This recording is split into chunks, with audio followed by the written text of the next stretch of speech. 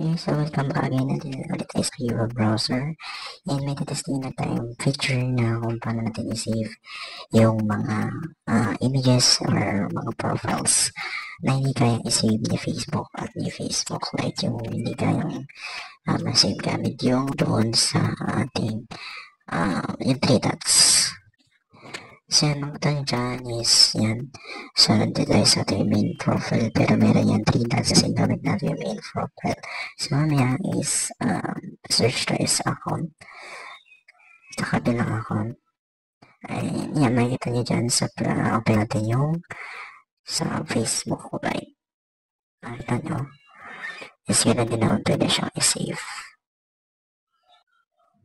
kasi nga gamit natin is yung so dito sa Facebook na blew up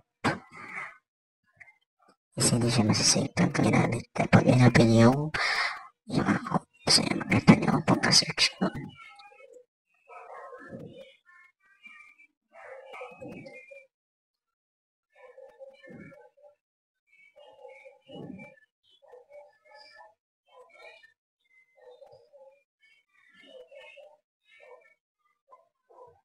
So medyo wait nyo lang kasi may na yung signal dyan kagabi.